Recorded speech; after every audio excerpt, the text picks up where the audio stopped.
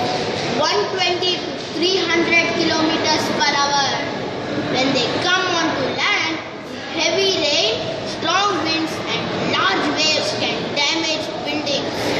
When these storms form over Atlantic or Eastern Pacific Oceans, they are called hurricanes.